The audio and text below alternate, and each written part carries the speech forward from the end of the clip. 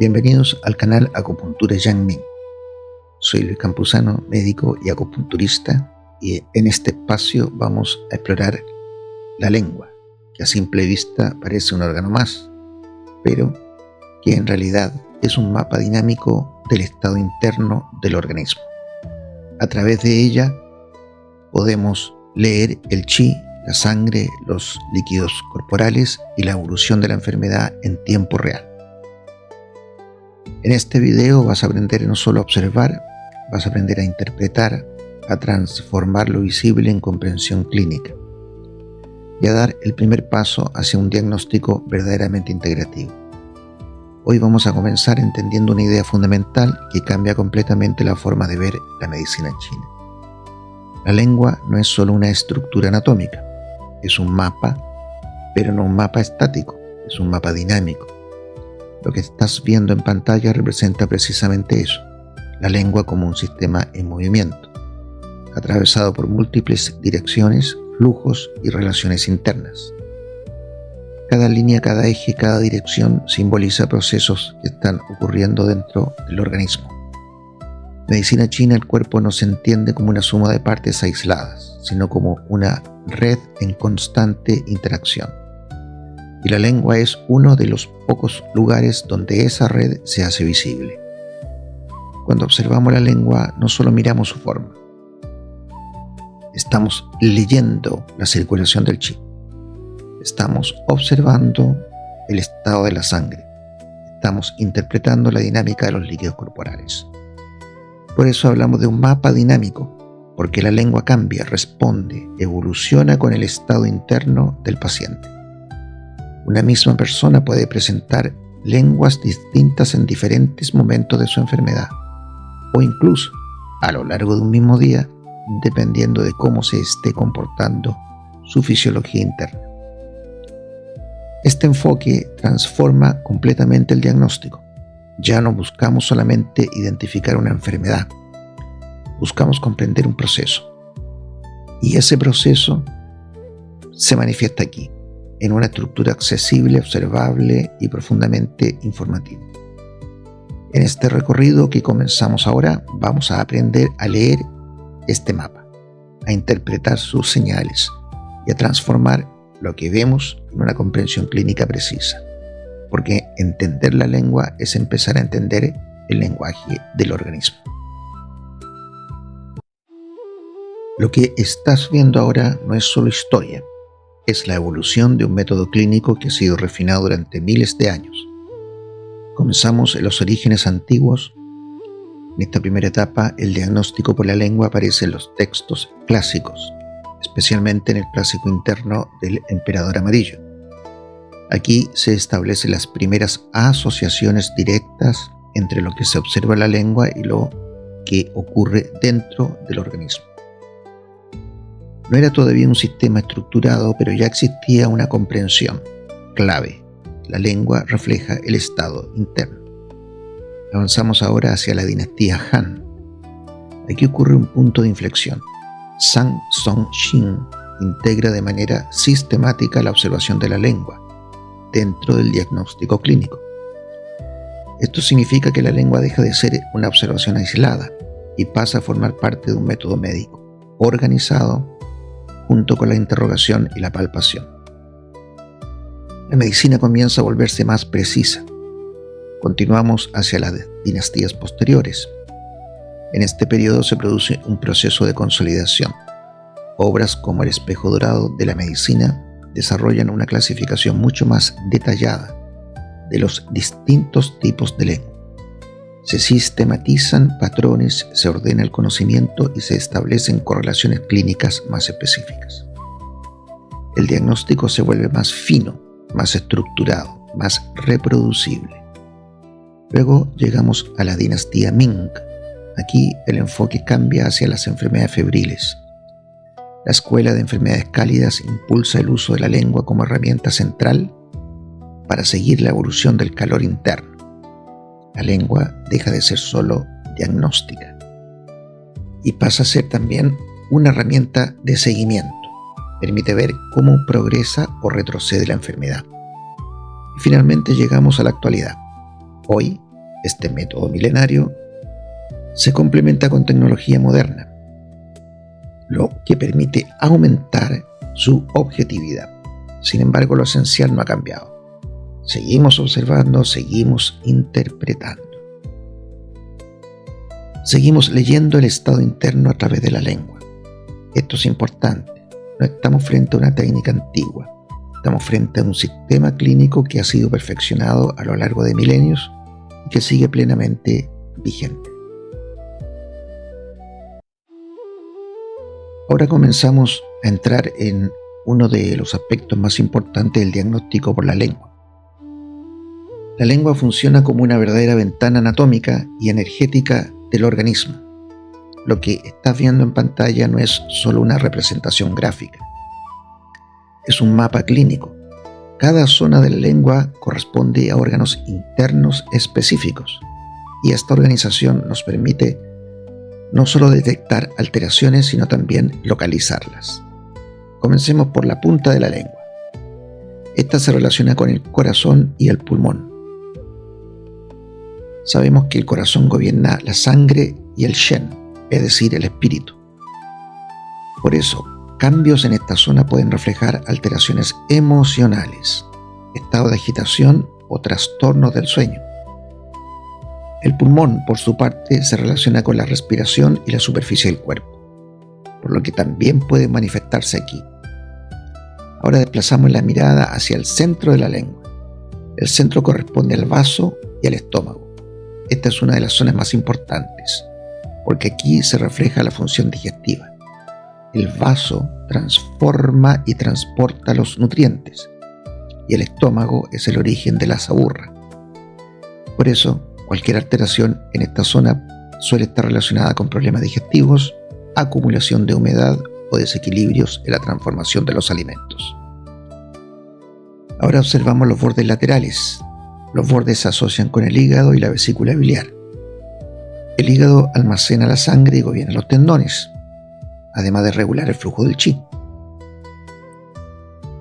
Cuando esta zona se altera, puede indicar un estancamiento, tensión emocional o desequilibrios en la circulación interna. Finalmente, dirigimos la mirada hacia la raíz de la lengua.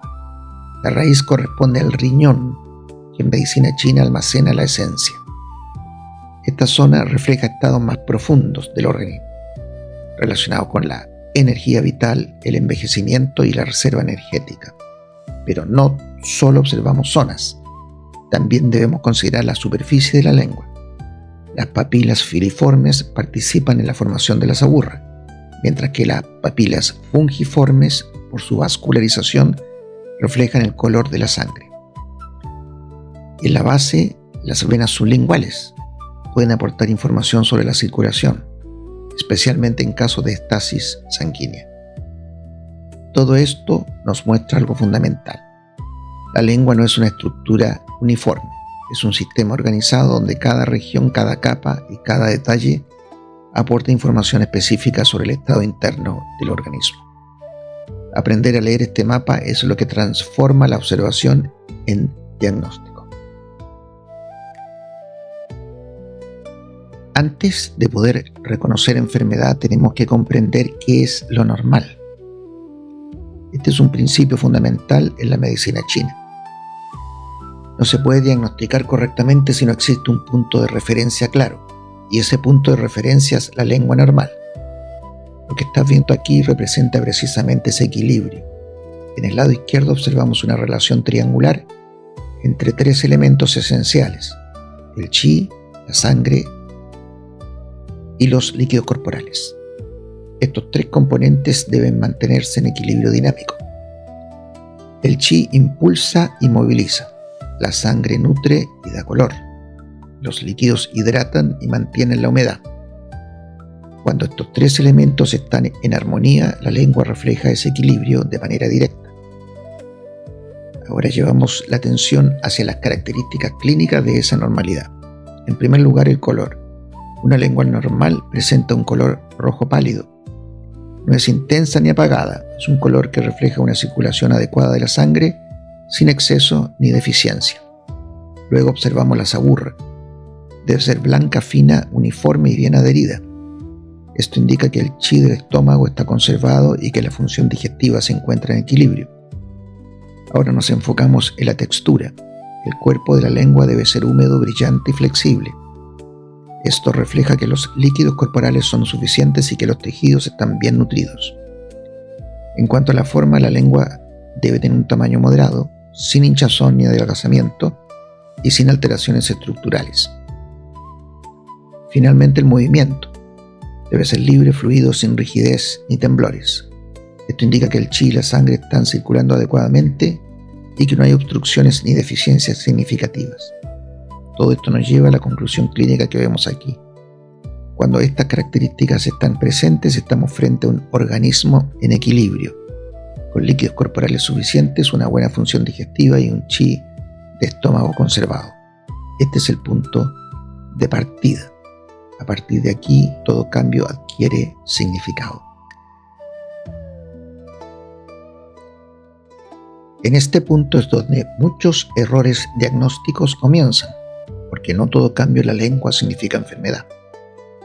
Lo que estás viendo aquí son modificaciones naturales, variaciones fisiológicas que no implican patología subyacente. Y entender esto es esencial para no sobrediagnosticar. Comenzamos con la edad. En los niños la lengua tiende a ser más rojiza y con una saburra más delgada. Esto se debe al predominio del yang y a un metabolismo más activo. Es un estado fisiológico normal, no un signo de calor patológico. En cambio, en los adultos mayores la lengua suele volverse más pálida o más seca. Esto refleja una disminución progresiva del chi y de la sangre. Nuevamente es un cambio esperado, no necesariamente una enfermedad. Ahora nos movemos hacia el sexo. En las mujeres, especialmente durante la menstruación, puede aparecer un enrojecimiento transitorio en la punta o en los bordes de la lengua. Esto se relaciona con cambios circulatorios propios del ciclo. Es un fenómeno fisiológico que debe interpretarse en su contexto. Continuamos con el clima y el entorno. En verano es habitual observar lenguas más húmedas con una saburra ligeramente más gruesa debido al aumento de la humedad ambiental. En otoño, la sequedad del clima puede reflejarse en una lengua más seca, y en invierno suele haber una mayor retención de líquidos, lo que se traduce en una lengua más húmeda. Esto nos recuerda un principio clave de la medicina china.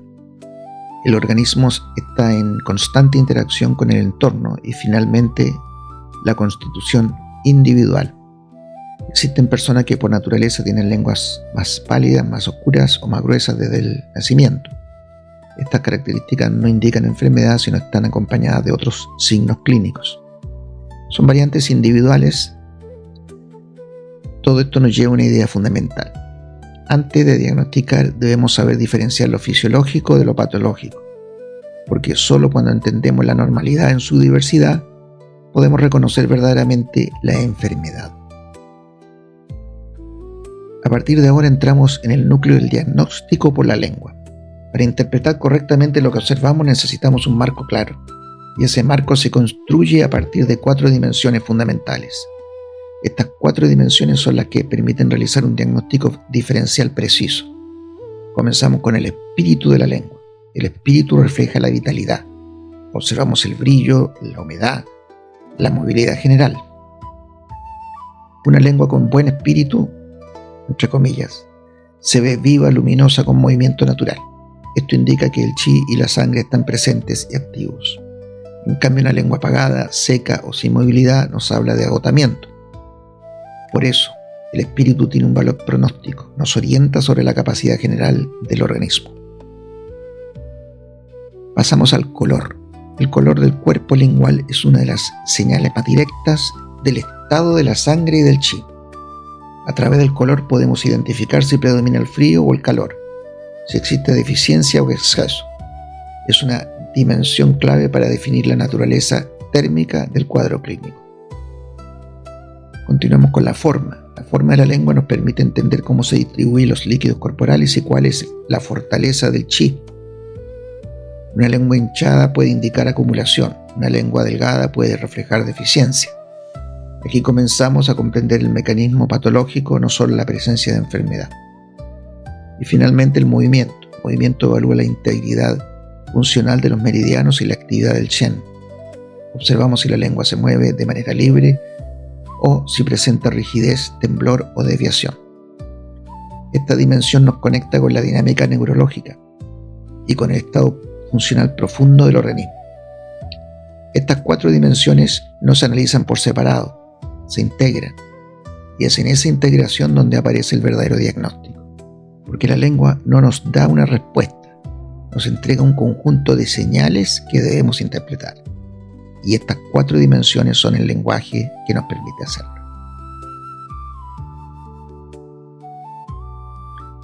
En este punto comenzamos a profundizar en la interpretación clínica de la lengua. Primero, debemos comprender que no todos los signos tienen el mismo peso. El espíritu y el color son 2 dimensiones fundamentales, pero cumplen funciones distintas. El espíritu determina el pronóstico. El color revela el estado interno. Comenzamos con el espíritu. Cuando observamos una lengua con espíritu, estamos frente a un organismo que aún conserva su capacidad funcional. La lengua se presenta húmeda, luminosa, con un movimiento natural. No hay rigidez, no hay torpeza. Esta vitalidad indica que el chi y la sangre están activos, que el shen está presente, por lo tanto, el pronóstico clínico es favorable. En cambio, cuando la lengua carece de espíritu, la lectura cambia completamente. La lengua se observa seca, opaca, sin brillo. Los movimientos son limitados o incluso ausentes. Esto refleja un agotamiento profundo, muchas veces asociado a estados crónicos o a consumo prolongado del chi y la sangre. En estos casos el pronóstico es más reservado, porque el organismo ha perdido su capacidad de respuesta. Por eso, antes de analizar detalles, el primer juicio clínico siempre es: ¿hay espíritu o no hay espíritu? Ahora pasamos al color. El color del cuerpo lingual nos permite entrar en la naturaleza interna del cuadro. Una lengua pálida nos habla de deficiencia. Puede ser de chi, de sangre o incluso de yang. También nos sugiere una circulación insuficiente. El rojo pálido representa el equilibrio, es el color de la normalidad, donde el chi y la sangre están en armonía. Cuando la lengua se vuelve roja, aparece el calor. Este calor puede ser por exceso o por deficiencia. Y aquí la saburra comienza a ayudarnos a diferenciar. Una saburra gruesa orienta hacia exceso, mientras que la ausencia de saburra sugiere deficiencia. Si el color se intensifica hacia carmesí, ya estamos frente a un calor profundo. Aquí los líquidos corporales comienzan a lesionarse y el cuadro se vuelve más severo. Y cuando la lengua adquiere una tonalidad violácea, entramos en el terreno de la estasis sanguínea. La circulación está alterada, el flujo se lentece y aparecen signos de bloqueo. Entonces el espíritu nos dice cómo está el paciente en términos de vitalidad. El color nos dice qué está ocurriendo en su interior, y juntos estos 2 elementos nos entregan una primera síntesis diagnóstica: la capacidad de respuesta del organismo y la naturaleza del desequilibrio. Ahora avanzamos hacia una dimensión que nos revela el mecanismo interno del desequilibrio. La forma de la lengua no es solo una característica anatómica, es una expresión directa de la dinámica de los líquidos corporales y de la relación entre deficiencia y exceso. Comenzamos con el volumen y la textura. Cuando la lengua está hinchada, estamos frente a una acumulación. Esto puede corresponder a humedad o a flema, y generalmente implica una disfunción del vaso o del riñón. El organismo no está transformando ni movilizando correctamente los líquidos. En cambio, cuando la lengua es delgada, la lectura es opuesta. Aquí no hay exceso, hay carencia. Se trata de una insuficiencia de chi, de sangre o de líquidos corporales. El tejido no está nutrido y eso se refleja en una lengua más fina, más debilitada. Luego encontramos una lengua envejecida o rugosa. Este aspecto indica un síndrome de exceso. No es debilidad, es lucha. El organismo está activamente enfrentando un factor patógeno fuerte. Hay tensión, hay reacción, hay una respuesta en curso.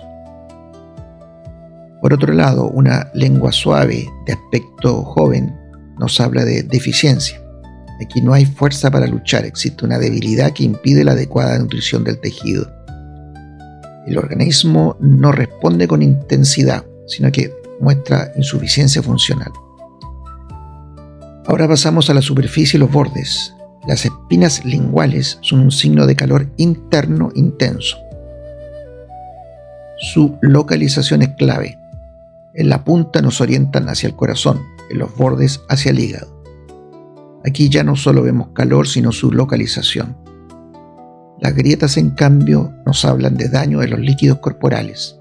También pueden indicar una deficiencia profunda de yin. Es un signo de desgaste, de consumo interno. Y finalmente las marcas dentales. Estas impresiones en los bordes reflejan una deficiencia del vaso, combinada con acumulación de humedad. El tejido pierde firmeza, se expande y queda marcado por los dientes. Entonces, la forma de la lengua responde a una pregunta clave. ¿El organismo está acumulando, luchando o debilitándose? Y en esa respuesta encontramos el mecanismo fisiopatológico que sostiene el cuadro clínico. Entramos ahora en una de las dimensiones más sensibles del diagnóstico por la lengua, el movimiento. A diferencia del color o la forma, el movimiento no solo nos habla de estado interno, sino de la integridad funcional del sistema neurológico y energético. Cualquier alteración en el movimiento de la lengua debe ser tomada con especial atención. Comenzamos con los síndromes de deficiencia. Cuando la lengua se presenta flácida, sin fuerza, con dificultad para sostenerse o moverse, estamos frente a un agotamiento profundo. Esto puede corresponder a una deficiencia de chi, de sangre o de yin. Los músculos no reciben nutrición suficiente y por lo tanto no pueden responder. Es una lengua débil porque el organismo está débil. Ahora pasamos al exceso o bloqueo. Una lengua rígida con movilidad limitada nos indica una obstrucción. Puede tratarse de calor que invade el corazón y altera la función neuromuscular o de flema que bloquea los meridianos. Aquí el problema no es la falta de energía, sino su interrupción. Cuando la lengua está retraída y el paciente no puede sacarla completamente, estamos frente a un signo de gravedad. Esto puede indicar frío interno severo o un agotamiento extremo del organismo. Es una señal de compromiso profundo. Y finalmente analizamos los patrones asociados a viento interno y calor. Una lengua desviada que se inclina constantemente hacia un lado sugiere una alteración neuromuscular. En términos clínicos modernos puede asociarse a eventos como un accidente cerebrovascular. En medicina china hablamos de viento interno. La lengua temblorosa indica movimientos involuntarios. Aquí puede haber hiperactividad del yang, presencia de viento e incluso una deficiencia subyacente que no logra estabilizar el sistema. Cuando la lengua es protruyente, sobresale y no puede retraerse, estamos frente a calor en el corazón, que agita el chen. Es un signo de alteración profunda de la mente y de control neurológico. Entonces el movimiento responde a una pregunta esencial. ¿El sistema está nutrido, bloqueado o desorganizado? Y la respuesta a esa pregunta nos permite evaluar el nivel de compromiso funcional del paciente. Porque cuando la lengua pierde su capacidad de moverse correctamente, no solo estamos viendo un síntoma, estamos viendo la expresión de un sistema que ha perdido su control. Hasta ahora hemos analizado el cuerpo de la lengua, pero ahora nos desplazamos hacia su superficie, la saburra.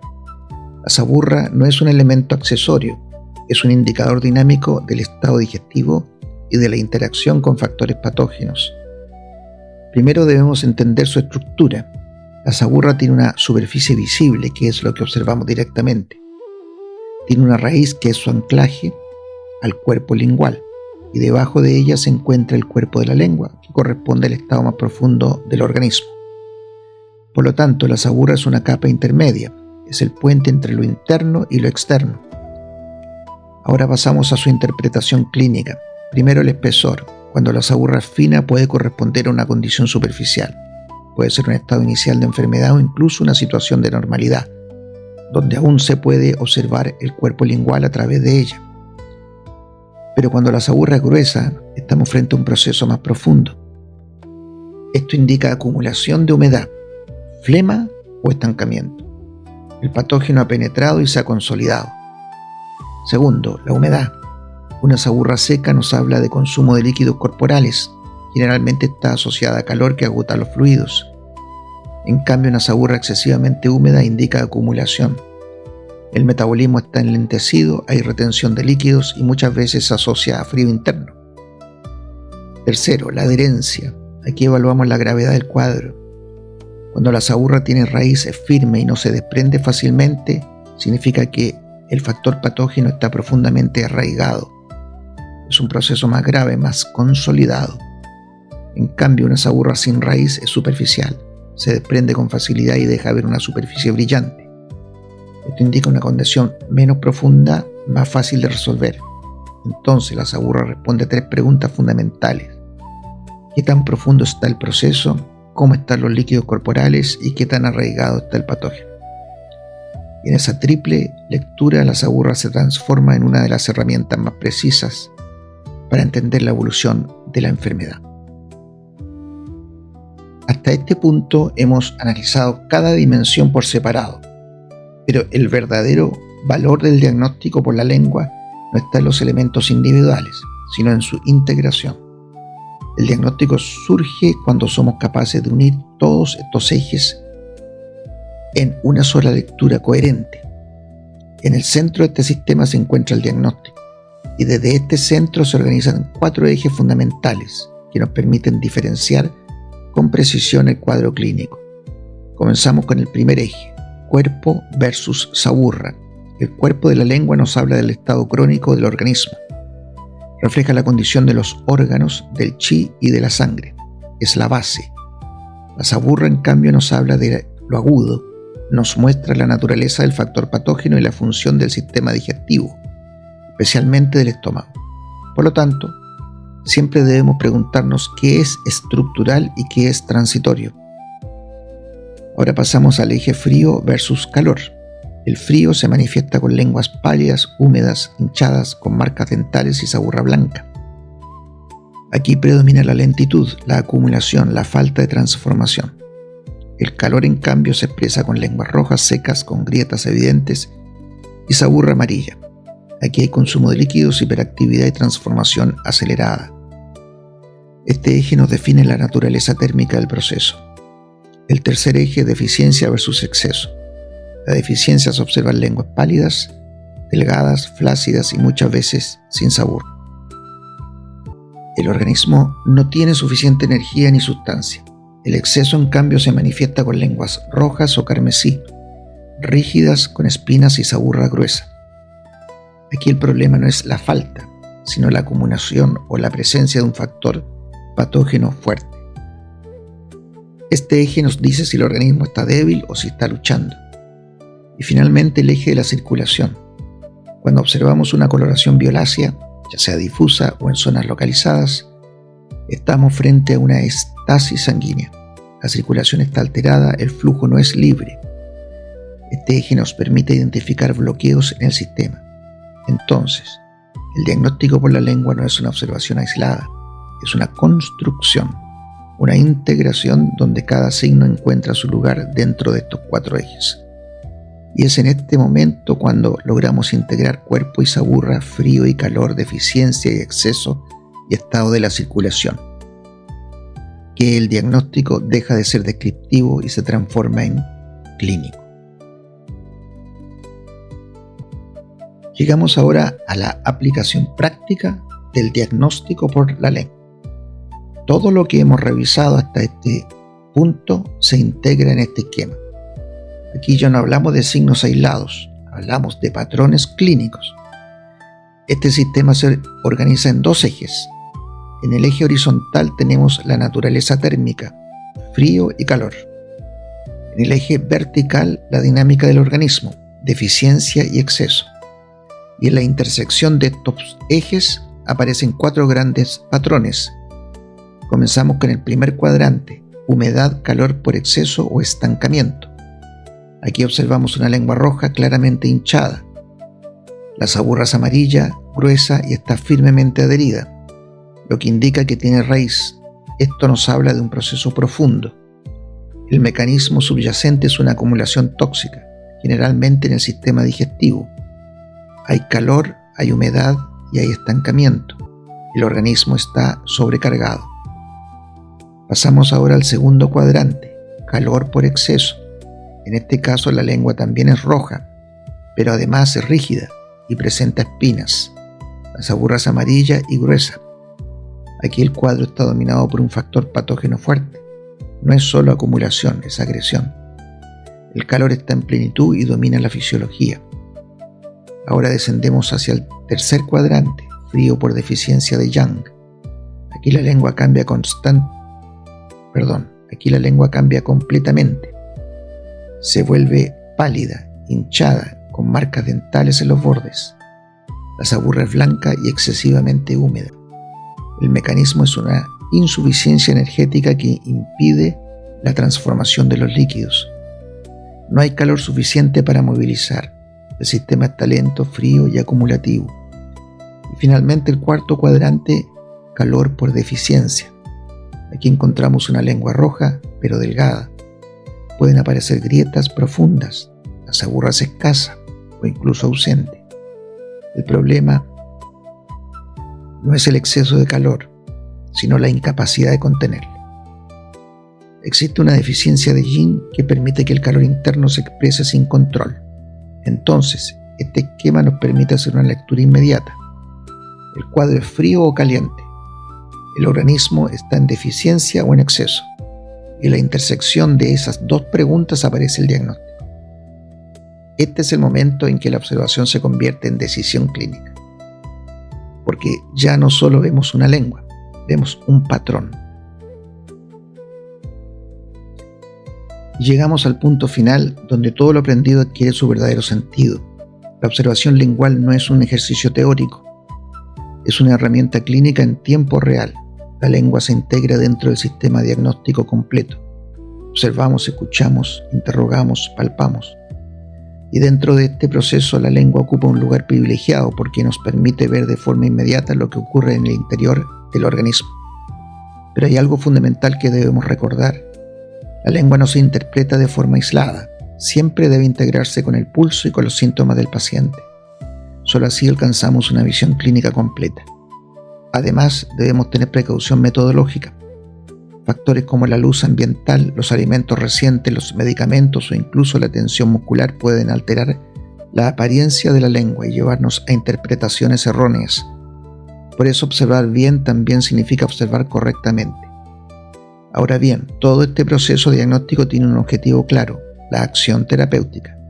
Cuando identificamos signos de humedad, calor, sabemos que debemos drenar la humedad y enfriar el sistema. Cuando observamos signos de deficiencia como una lengua pálida o delgada, el enfoque será tonificar el chi, la sangre o el yin.